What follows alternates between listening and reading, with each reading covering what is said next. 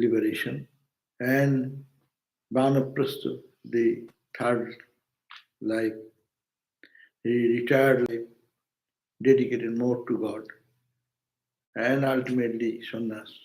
So whatever station of life, the goal of all is the liberation. So we are reading that, and in that, yeah, finished, not finished. I have read up verse number 25, where Narada Rishi says that there is a great contentment and happiness in performing the duties of one's own life. And last verse says, we did last time, the painful experiences from other living creatures are to be overcome by kindness towards them. Those arising from past karma by practicing equanimity. Those from body by pranayama, and those from sleep by consumption of sattvika food. So we are in grieving because we come, we can see first. We can, when we get embodied, we get physical pain, mental pain, emotional disturbances from outside people doing something harmful to me or creating some distractions and pain. So those experiences which are coming from other living creatures, how to overcome them? Overcome by kindness. Someone is giving pain. You have to be kind. Your character becomes greater. Normally, what we do, we retaliate. Anyone causes anything for me, I become very angry with that. Naturally, I try to justify myself and rather give a fist and fight.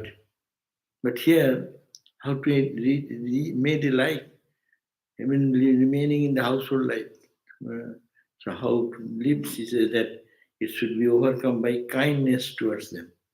You should be kind. Poor guy, he's angry. Oh, he does not know he did that. Like a child and mother, baby and mother.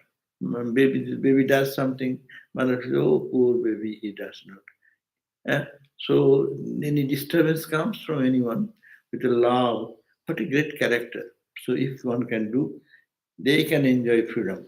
No one can give them pain because he is kind. He is seeing that it is the showing kindness towards them. And now those arising from past karma. In our life, some difficulties come because of our own past. No one, I cannot blame anyone. I am suffering from one disease. I am going through a very bad time.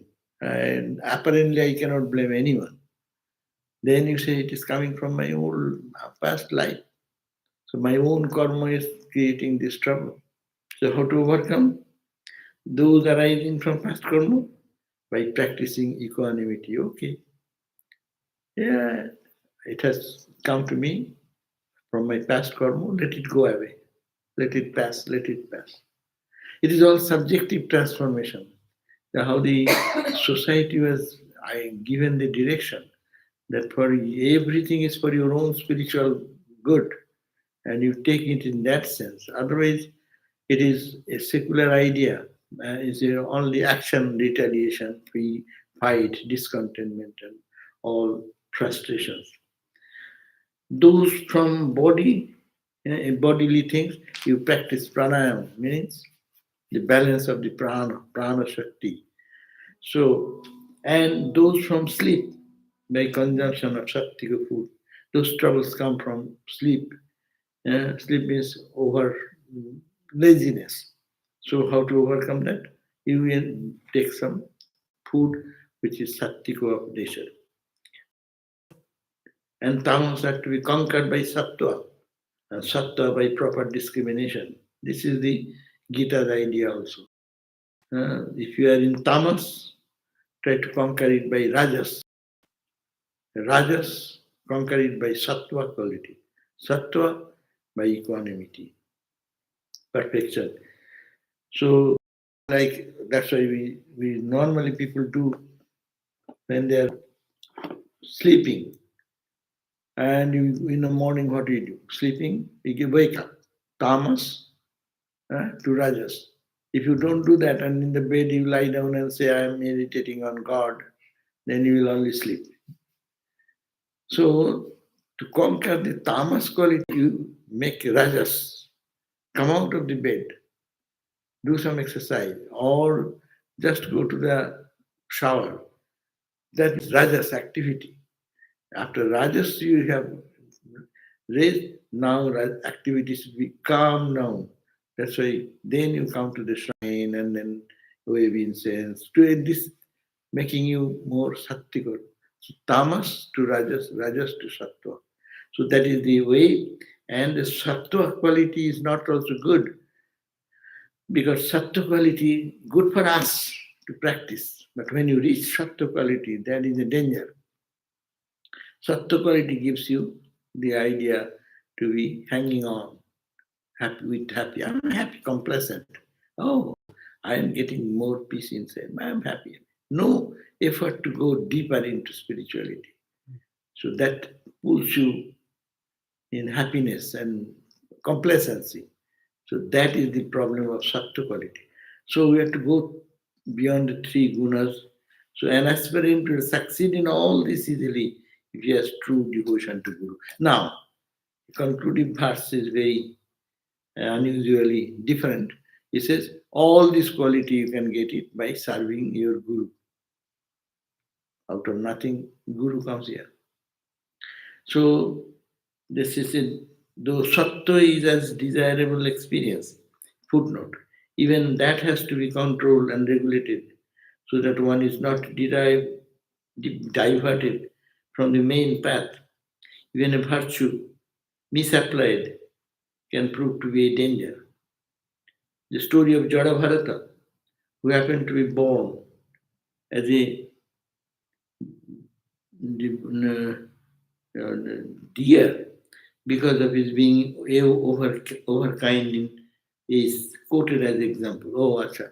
Jadabharata is he Bharata, na? King Bharata. He was Bharata. King Bharata, he loved a deer. Deer, loving a deer is a sattvika quality. Animal love for the animals, and so you can glorify all this terminology, but that's also your attachment. And that attachment can be a dangerous thing. So much advanced soul have to come back and to falling in love with a deer, you take a deer body. You become a deer. So what you think you become. So think of God, you will be God. If you think a demon, you will be demon. If you think of a cat, you will be a cat. A dog, a dog. Don't glorify that animal. For highest life, it is all bondage. The sattvika quality, though it appears I am innocent, I am so kind, not only to the human, I am kind to the animal. That's good. From tamasic level, it is good, higher. From rajasic level, yes, it's good. But in going there, it is a danger. You can be caught into the trap. And then you'll be born again to fulfill that idea. Mind becomes identified, and mind takes the shape of thought, what you are trying to be thinking at the last point. If Jadabharata would see the deer as God, then he would become conscious Bharata. Conscious, we forget that. If it is mind is Because very he was seeing the Jada, so he is Jada Bharata. If he says consciousness, conscious Bharata. yeah, Bharata, we are all Bharata. Unconscious Bharata. Jada Bharata. So that's why you have to think of consciousness. If you think consciousness, then you need not be born again. Why to be born again? But if I think not divine, we will think the matter. So matter will bring us to material mentality, and mind will be consumed in that. So the last line is so Rajas by and tamas are to be conquered by sattva quality, and sattva quality by proper discrimination. Now, an aspirant will succeed in all these easily if he has true devotion to the Guru. That means it is the devotion is to Guru in spiritual life. It has a different value. In teacher, in material science also, deep respect for teacher gives special skill in the person because he imitates the knowledge part of the Guru. In spirituality, that's also spiritual knowledge. So if one follows his Guru's instruction, and early days Gurus, you have to find a Guru. And here and there and your heart there is a Guru, and go to him. Why he will accept you as a Guru, a student? You will have to prove your efficiency, your qualification. What is qualification? You are humble, you are dedicated, you are prayerful, you are service oriented. All these, because in those days, Gurus used to live in the forest. And they needed physical things. What? They will have to cook. To maintain their everyday, they used to bring some grains or something. They don't earn any money then. So the students will go to bring the firewood from the forest and cut the branches and trees and dry them, cook them, make them. And Guru is normally an elderly person. So the young who comes to serve, they serve the Guru. And then Guru's affection falls on the child, that disciple. And that affection, when great affection is Swami Brahmananda. Swami Brahmananda, when he was dying, before his health was so not good, so many of the disciples, he has about several um, of his disciples to take care of his physical needs and old man service, the Guru.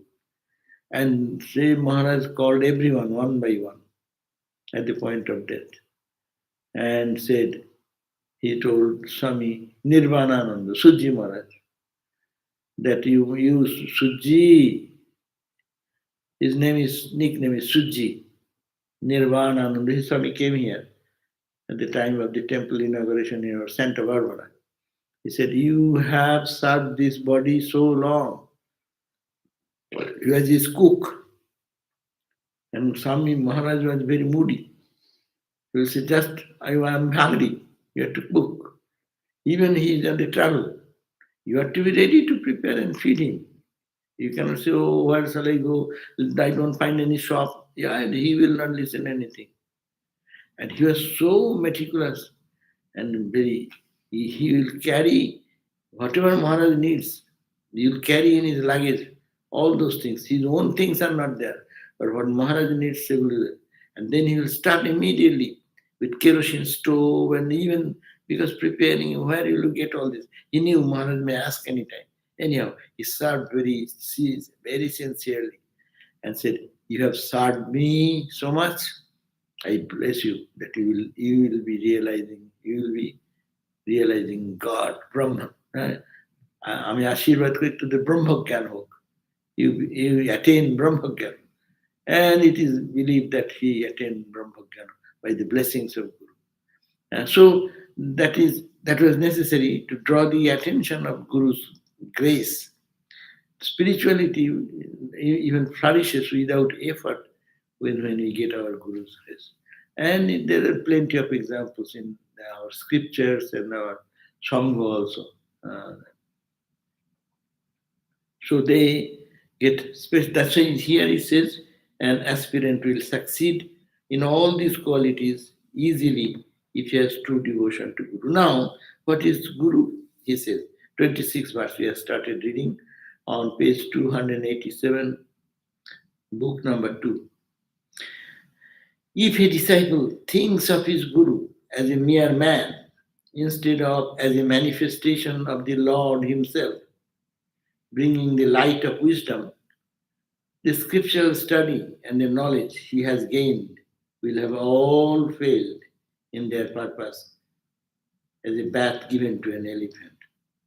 Bath given to an elephant means it is the elephant's habit to sprinkle mud over its own body, even immediately after the bath, so that bathing serves no purpose. So says that a student should love his guru or respect and think that it is God's grace is coming to me through my guru's instruction. And that's why we say, don't do anything, follow guru's instruction. Don't edit. Yeah, nowadays everyone does his own things, not what guru has instructed. Because we hear so many things, no? Very attractive on online and this and that. So we say this is better mantra, this is better sadhana, this is better practice. But that is not actually traditional ideology will support that idea. So the disciple, if he thinks of his guru as a mere man, then he will not gain anything. If you think you brought a picture of Ganesha, if you know it is clay, only I am just is the clay image, no? Okay, so you don't get anything more than clay.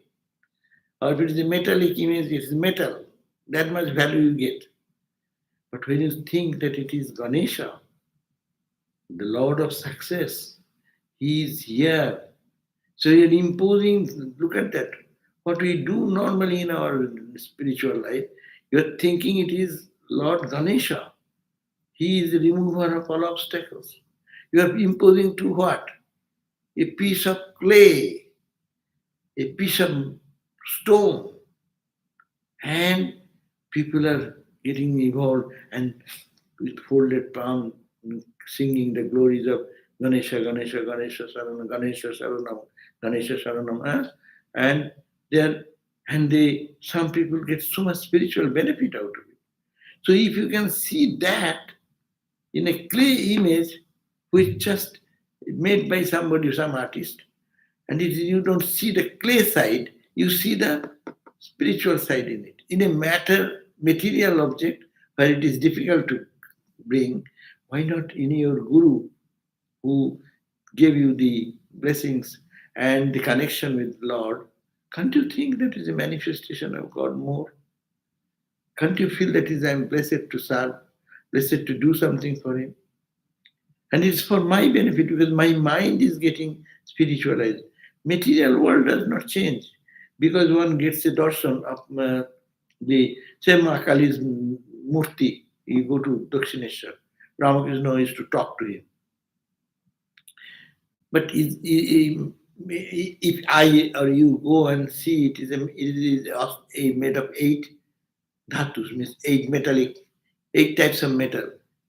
The bronze, these that are all made the statue, murti. What shall I see? I will see the eight metallic thing, object. I don't see his mother. But we go with devotion, mother, then people say, oh, Ma is smiling, Ma is this, that. It is devotion is giving your own experience. So the showing respect to your teacher does not make the teacher holy, but you become holy because your impression. So this is the very important factor. Why all the time Guru Brahma, Guru Vishnu, every day we chant. What is Guru? Guru is a man. He has his imperfection. He is ordinary. He eats, sleeps, feels angry, gets annoyed sometimes. This man, why do you talk like that? No, no, no, it is not that. Don't look at that side. This is the human side. You are not to, you see the metallic side or the art, art or metal or wood or whatever. It's not wood. It is not piece of cloth, paper. We are worshipping the mother Sri Ramakrishna here. It is not a piece of paper. You are saying, oh paper, I love you. You are saying, Tao Ramakrishna, you are here. Give me love. Give me devotion. We are doing so much puja, days after days. For what? To a paper? So this is the imposition of our spiritual ideal And that makes us spiritual. And because my development is happening. Materially, it is the same matter. But in the eyes of the spiritual seeker, it becomes lively, then it talks, sometimes smiles, sometimes radiant light comes out. People have different experiences. So that is the point he has mentioned. So you mean like that between Upadam Karan and Nimitta Karan, to look at the Nimitta Karan only, not to look at the Upadam Karan. You can say that Nimitta Karan both is God. Here, two are merged. When you see the Nimitta Karan, you don't see the Upadan Karan, normally. When you see the Upadan Karan, you don't see the Nimitta Karan. I am seeing you as a human being, I don't see you as the divine. If my devotion grows and I can see the divine in others, then divine will grow, this will go up. Two does not stay simultaneously, excepting in intellect. But perception, this is a wooden table. Wooden table is the Upadan Karan. It is here. Material cause. Vedanta says two causes, material cause and efficient cause. Material cause is matter of matter. If I see the wood, I don't see the person who have done it. But I can remember seeing this, oh, that great carpenter has done it. So nimitta karan and upadan karan. So we are always in our imperfection, see only one side. But as you move, probably they may merge together and then become two together, and that is Brahman. Brahman is the Upadan, Brahman is the Nimitta. If now we'll have the scriptural study and the knowledge he has gained will have all failed in their purpose as a bath given to an elephant. As the elephant normally, you give a bath to the elephant, but the elephant again with his mouth throws dust on his own body and makes his body again dirty. Ramakrishna also gave the example. Elephant does all this, but if the elephant is this Bhagavatam story, if the elephant is washed and clean and put into the what you call the elephant lives in what they call stable is the horses. For elephant what? There is some place to live where there is no dust and dirt. They rest there. Anyhow, so that in his home, then it will not be dirty again. 27 verse. If it is said that the Guru is looked upon only as a man by all his friends and acquaintances, and so it will be irrational to look upon him as a divine, the answer is, as was. Suppose someone says, you are asking me to see him, look at my Guru. And, oh my God, he is great, he is this, that, he is God's representative, he is Brahma, he is Vishnu. But his friends are chit-chatting with him, they are all not looking in the same way I am seeing. So what about that?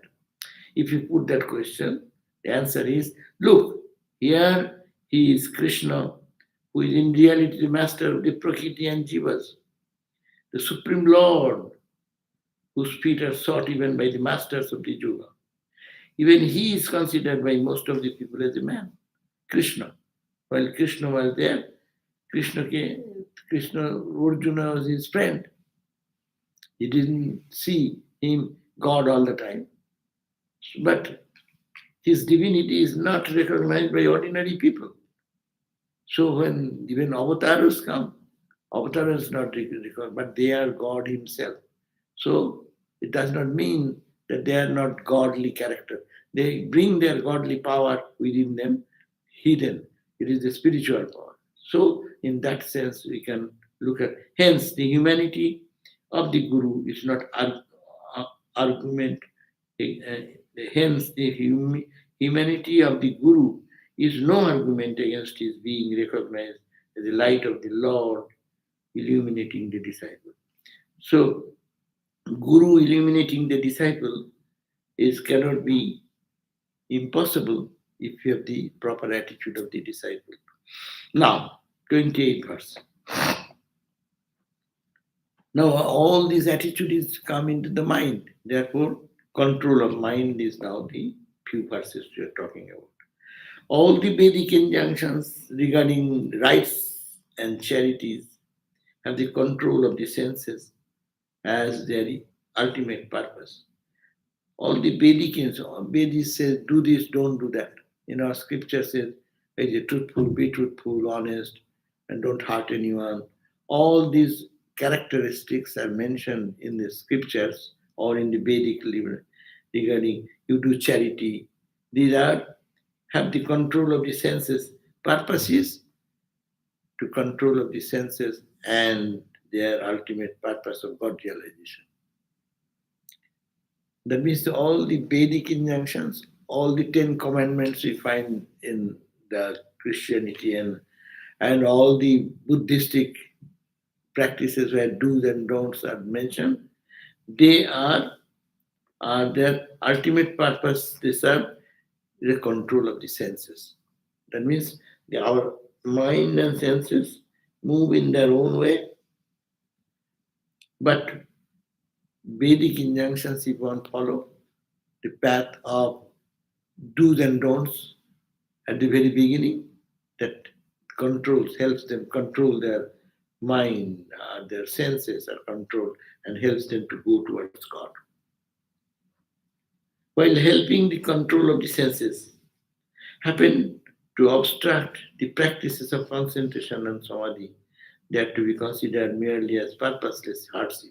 But even in the books, in the Vedic injunctions, there are many hardships that have been mentioned. But if it is only hardship, it does not bring devotion to your mind. So it is merely worthless, useless, purposeless. People do fasting, every day fasting, any occasion fasting, acidity, gas, body is disturbed, I am fasting. What good it will bring? It will not bring any spiritual good. It will only be, if you will be known as oh Baba, how austere is that person, and you gain a stamp of austerity. Many sadhus, many people misunderstand spirituality and they lead an austere life only, not luxurious life, so that your body is in the senses, mind is in the senses. That will not do. And austerity, that is the Buddha's experience. Buddha did austere. Because those days it was the idea, the ascetics. Ascetics means they will be austere. They will be bare-bodied. They will be not taking care of their hunger, thirst, sleep. They will be waking up. Some people are doing austerity, standing all the time. Their feet become swollen. Water oozes from the body. But that is their austerity. Someone is urdhva, raises his hand all the time, and never pulls down. Years and years, I have seen such Swami, and the hand has become emaciated. Nails have been curly nailed, never turned it down. Austerity. People can go and see this person. Oh, he's an austere person. With the matted locks, big lock. One person will need to carry the lock, matted lock. And this is really, you don't take a shower, you don't do any cleanliness, and that's okay. People may thank you or praise you. Wow, such a big matted law. How big is the austere sadhu? Nah. That can lead up to that much, but it will not serve the purpose of God realization. Buddha understood it and then took the path, middle path. That's why Gita says, not too much eating, not too much fasting. Neither of the person will realize God. Balance food, balance sleep, balance talk, balance, everything balance. That makes a yogi. So here, the same warning, all Vedic junctions regarding the rights and charities have the control of the senses as their ultimate purpose. So whatever you are doing, is it making your senses control? That means you are mastering your own senses, mastering your own mind. But if these practices, while helping the control of the senses, happen to obstruct the practices of concentration and samadhi, that becomes an obstacle. Your body does not take anymore because of hunger, or you have eaten so much, this is bloating stomach. So neither will help God realization. So he says, it is no use. They are to be considered merely as purposeless hardship. Just as agriculture, trade, etc., do not help one to attain the goal of spiritual communion, but become obstructing factors, so can the charitable works and sacrificial offerings of a man be if he is an asat, an extrovert, devoid of any higher idea about life. So there are many charitable people in the world. If the charity is good, charity is sharing your wealth, sharing your whatever you have with others, poor people. But only charity without any philosophy behind it, it becomes a bondage. And people get good name, fame. Eh? So many foundations in the world. So they're created to help people. But first it was in the name of their own name. And that foundation is promoted. Promotion is of the foundation's name and glorification of that is necessary.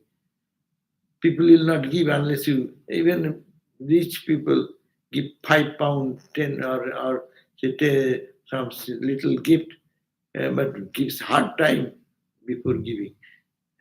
So we know in our Belur Mott and other our centers, poor centers, when they want to do something constructive, early days, is to go door to door to collect.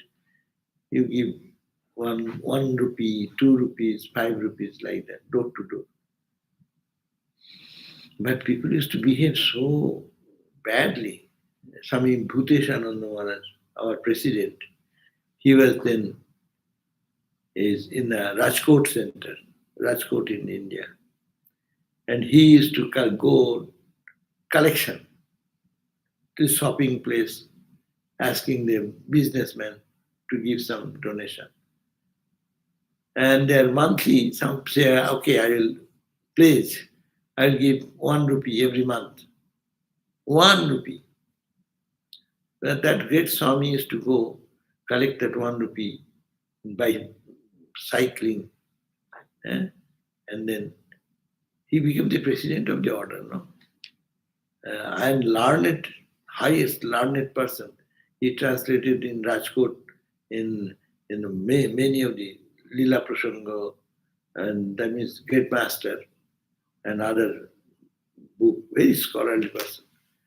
He went there and that man, the businessman, make him sit. He is waiting. And he will have to go to 20 places to collect $20, like begging from door to door. He is waiting and unnecessarily make him wait. And at the end of 1 hour says, oh, not today, you come another day to get your collection of 1 rupee again. He said, okay, sir. And then left with his bike to another shop, another place. No. So they are also doing charity. But this charity is how much beneficial, or it is for showing that I am a rich guy, I'm kind, very kind and compassionate to give you 1 penny. So that does not bring the spiritual benefit. Just as he said, just as in agriculture and trade, do not help one to attain the goal of spiritual communion, because that will bring money and other things, but become an obstructing factor. Why? Then I am a rich person, I am a big businessman. So can charitable works charitable works and sacrificial offering of man be, if he is not asat, asat means not truthful, not faithful to his goal of life, an extrovert devoid of any higher idea. A man who is intent on the control of the mind, if he finds obstructions in home life, should become a non-attached, give up the idea of possession, become a mendicant, and live alone in solitude, subsisting on a spare meal obtained as ours. See, what an ideal. That's why the society was so great in India in earlier days. If a man who is in intent in controlling the mind, he finds the obstruction in home life, is in the household. It's a bold statement. He is in household life, but it is intent of control of the mind is obstructed. Should become non-attached. Okay, what is happening? You become detached from that. Even in the home, it's very difficult. Detached to outside people is one thing. To detach your own home while you are in together, living together, mom, dad, brother, sister, wife, husband, etc. And you, what to do? Be detached. That's the advice. Should become non-attached. And then you say, give up the idea of position. My position, my thing. No. Okay, others want to take, let them take. If you see problem, okay, Baba, you take. One brother says, I want it. It's mine. Okay, Baba, you take. It is too sattico. That's why they will not be able to fit in their society. They are different type of people. So give up the idea of position. Then if you feel like that, become a monk, become a mendicant. And how will you live? Live in solitude. Go and to live. Nowadays solitude is our ashrama. You go to become a monk of the Ramakrishna mission, or go or Sarada Math, or you go to Chinmay mission, or some other organization, so many organizations. Be a monk, follow their path. Because their position, most of the trouble comes in position. Anywhere, even in monastic life, position, that also grows unconsciously. People don't remember. After staying for some days somewhere, we feel it is mine. I want this. This should be done this way. That's why monks should not, because monks are floating. In our order, Belur Math will say, hey, you are here, come here. Plus, in one day, your disconnection. But even then, there is the feeling of attachment, fear of attachment. It is a human weakness. But detached. You are not for that purpose. Became a mendicant and live alone in solitude, subsisting on a spare meal. When you are mendicant, just whatever God brings, eat, and just live the life for God. 31. O king, take a seat on a clean and level ground. Taking a seat on clean and level ground, you should sit there with body, neck, and head erect and repeat the mantra Om. Now he is saying, Sucho Dese Pratisthapyo. Bhagavad Gita says, in a place, being mendicant, will you do? What will you do? You will only run around? No. You, after returning from the house and coming out, just make a place, try to find a place suitable for your spiritual practice. Sucho, they say, clean place, not dirty. Sucho, they say. Gita says, Sucho, they say, samastapyo. You make your seat, asana, kushal. And then your eyes will see the beauty. That's why people go to some holy places where scenic beauty is beautiful. If you want to open the eyes, you see the beautiful scenic view and can see the glory of Lord. And society has changed now. You can make your altar where you look and you feel your different atmosphere there. So with the neck, head erect, Sama Griva, the Gita says, Samang kayo shirogriva. Samang means making straight, samang. Kayo, body, neck and head, all in straight line. Sitting like this, repeat the mantra. Then what you do? Repeat the mantra Om. It's a general instruction. এই যে দেশে শুচু সমে রাজন সমস্তাপ্য আসনম আত্মন স্থিরম সমম সুখম তসমিন আসিত অঙ্গ asid rango obiti. Then you sit there and chant the mantra. Om. In early days, think of the infinite ocean of consciousness. No? Om means what? Om is what? Brahman. So think of the Om as infinite consciousness, all pervaded consciousness.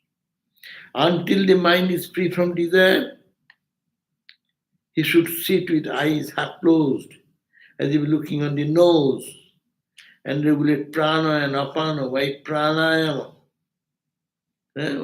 What we normally see in our spiritual instruction, we find that until the mind is free from desire, but every day you sit with the eyes closed, half closed, because they're thinking of Vedantic meditation of Om, as if looking on the nose. Drishti, keep your focus on, so that mind does not see other things. This is the standard yogic practice. Now it has transformed, but we did that same principle is kept, according to modern time, we have changed it. As if looking on the nose and regulate the prana. Prana and apana. What is that? So that is breathing exercise, and Guru will teach, do that pranayama. Consisting of Puraka, Kumbhaka and Rechaka. Puraka, Kumbhaka, Kumbhaka, hold. Like that. So there are different formulas. In early days people used to do, their life was different. We normally don't do much of this, but there are groups who do pranayama more. But that's the only starting point to meditate. But people end their whole sadhana by pranayama. What are these? There are groups are there, they concentrate on the, where is the breath going on? Vipassana. This is this. One life you will do the vipassana, next life you will concentrate the mind, and then you will think of consciousness, then you will make straight head, neck, and then you will think of God. So how many lifetimes it will go? But that is the standard. Earlier days people used to do, and they used to monk, will lead the monk's life so early, no? 20 years, 21 years, 19 years. That is the time they used to give up their whole home. Those are after retirement, they used to go. They have matured in their practices, even in household life. Kumbhaka and Rechaka, etc. Whenever the mind runs away under the stress of desires, a discriminating person should draw it towards the heart again and again and concentrate it there. We say pratyahara. We talk about that. When the mind goes out, withdraw the mind and bring it back to your focus. Pratyahara. Pranayama pratyahara. Tarpre dharana, dhyana, samadhi. The mind of an aspirant who practices like this without break will soon subside in calmness, as a fire that has consumed the fuel. Fire, desire runs here and there. If people can be very concentrated like that, not allowing it, that's why society was different. How can we concentrate nowadays? You open the television, you open the computer, how much bombardment with so much news and things. And early days, society was so simple. Your household life, go for agricultural life, look towards the garden, bring some fruits and roots, eat, boil, eat, simple life. And then even in that family you find it is distracting, just get out and go in a isolated place, sit for yourself, see the beauty, and you don't need anything much. Your consumption is very little, no distraction much. Still they're saying focus on your nose as if you don't know her, your eyes don't go anywhere, and you have practiced that practice for a long time with the pranayama, mind getting control, and then fixing the mind, bringing the mind together, balance. All this practice you do, then what will happen? Naturally, mind becomes quiet. Like what happens, the desire don't make you desire don't make you run. Desire gets consumed. Listen and listen. You know, we increase our desire, we decrease our desire. Isn't it? We can increase our desire. And that is the nature of the world. You see one movie and then you say, hey, what is that? There is another movie has come. It's natural. You watch in the computer one movie, similar 20 movies will be coming around you. It is like in our mind, 20 movies will, and then I'll have to see this. The desire can be enhanced like that. And one desire, but another way, I have seen, tell mind, you wanted to see a movie, I have seen it. What next to see? And what is there in the movie? Little smile, little crying, little love, little anger, little fight, and little again smile. What is there in the whole movie? These are the major point. Now, how you do it, how much you do, which way you do, that is really an intelligent man can easily analyze. Why am I interested ultimately in seeing, watching movie? What is there? Little same repeated story. A little work, study, this, that, falling in love with one person, going there, ha ha ha ha, and then make 20 days, a month, year goes to please and connection, relationship, this, that goes on. And then little, hey, you said that, and you said that, then comes the anger, frustration, and disbelief, distrust, crying and weeping comes. Now tell me, is there anything else? It goes round and round, round and like this drama. This few words I am saying, how you present is one movie, how you present in another movie. Even in the Star Wars, these that you see, some love going on and they fantasy is going on. Hare Bab, Re Bab. You think a life and death question, and in between later. So this is called life. So when you get tired of knowing this, then you this. What is the use of this same type of idea, same type of thought, same type of crying and weeping and smiling, and what is the meaning of that? So people turn back to the inner life. The mind that is not agitated by sexuality and other passions and has been calmed by cessation of all moods and is enjoying the bliss of Brahman will never again become outward going. Conclusion. We are reading a bhakti book. Don't think it's a jnana book. What can you say? It is jnana book or bhakti book or Raja Yoga book.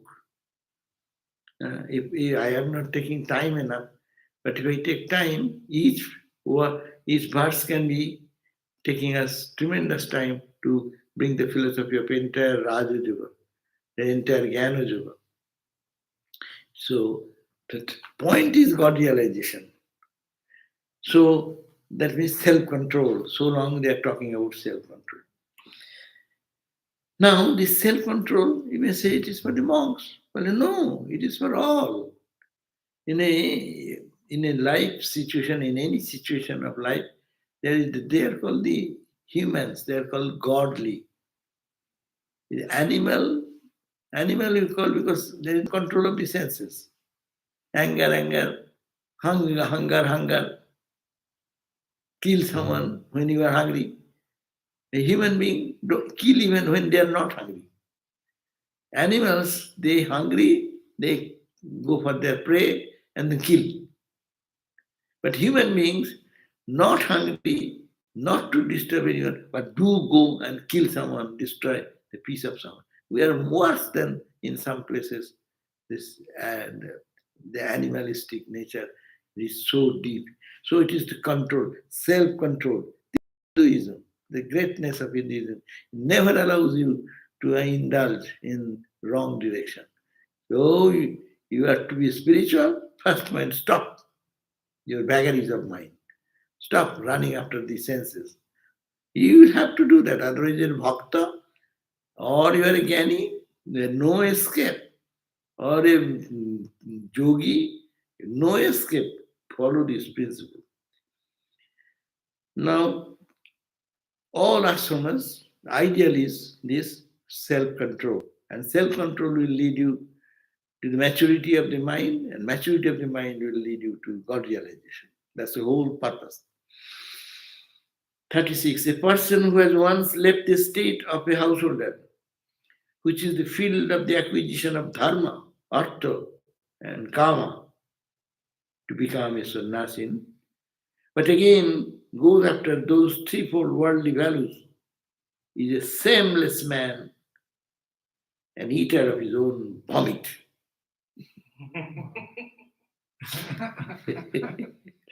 You become a monk, disregarding all these things, worthless things.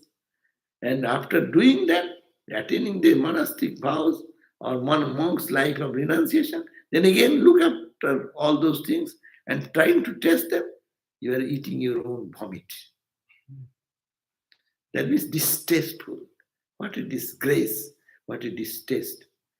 That's why I say sometimes, people coming to Vedanta, the culmination of all spiritual ideologies, and it's really, you will logically, emotionally, intellectually, you will never find a satisfying ideology like that of Vedantic ideology. People go after this, coming to this idea, then again try to go back to something which is preliminary. So this is only, that's why it is said, understand the value of the greatness, the path one has chosen. So he said one should not go back to the three other ideals, dharma, artha, kama.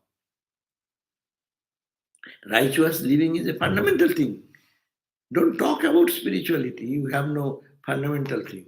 No foundation. Don't talk about superstructure. Dharma, artha. Yes, artha is necessary for survival. But artha for whole world is running for artha, or money and wealth and prosperity, And that they all fight, brother and brother, brother and sister, family, friends, everywhere fight for what? Artha, artha, artha. Artha anarther mool. Artha, the wealth and prosperity, is the cause of anartha, all unnecessary troubles. Anartha. So, dharma, artha, kama, fulfillment of desires. These are the three goals. Fourth goal is moksha. Coming to the standard of moksha, who goes back and looks upon again to dharma, dharmic life, adharma. That means leads a non-pure life. A life of not pure thinking, pure living. Artha, the last, greed. So that is a degradation. That is the point. There, 37, there are certainly people who at first declare that this body, which is perishable and will reduce to pieces, worms, ashes, etc., can never be the Atman. But afterwards, under the influence of evil tendencies, again make their dependents and disciples praise this body. You say, I am not the body, not the mind. And then after this, declaring that this body is perishable. We always analyze, this body is what? It's a flesh and bone. It will ultimately go into the end, burned. It will be ashes, or it will be all eaten by the worms and animals. If you throw the body in the water animals will eat. So all this analysis, and I am the Atman, and Atman cannot be this. I analyze that. Then he says, but afterwards, under the evil influence of evil tendency, again make their dependence, then they become dependent on them.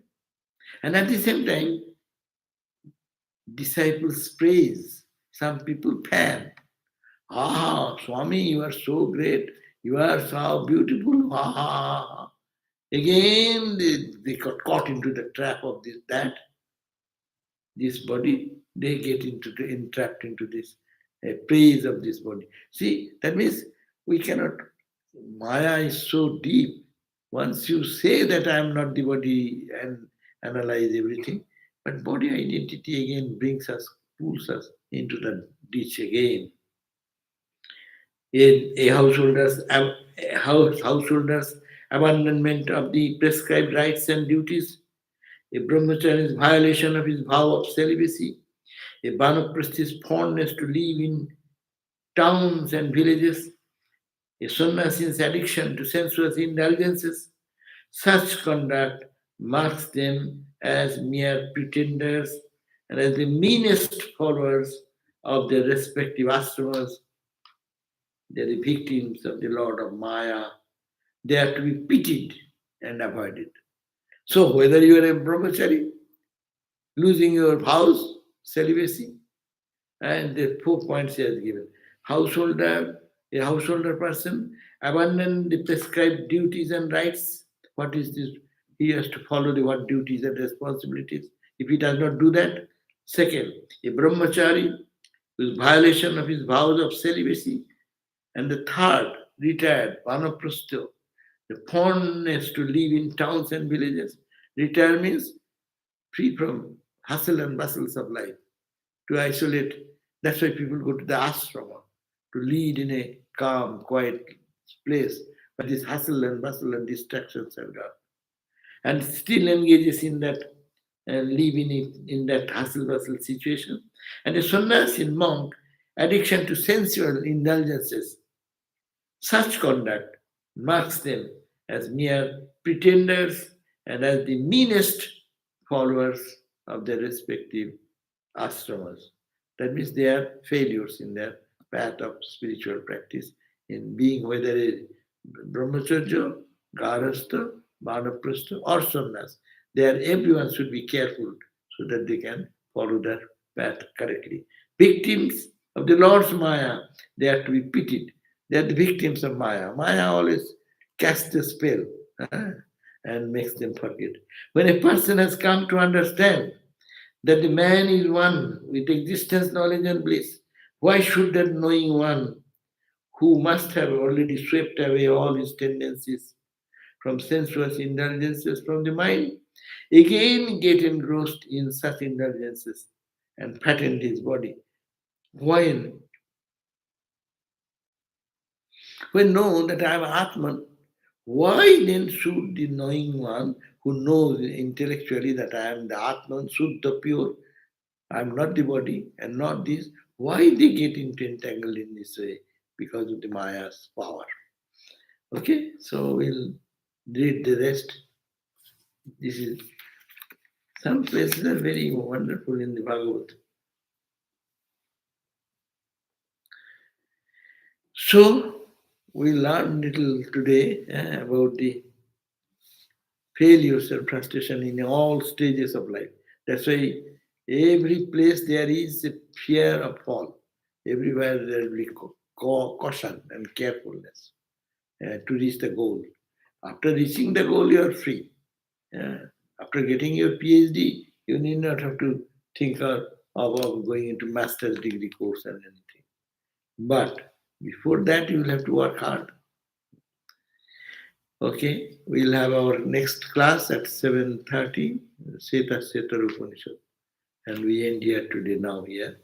Om Shanti, Shanti, Shanti, Hari Om Tat Sat, Sri Ramakrishna Arpanamastu. So which part you finished? Oh, what verse we seen? 30. Yeah, 40. 40. 33. 40.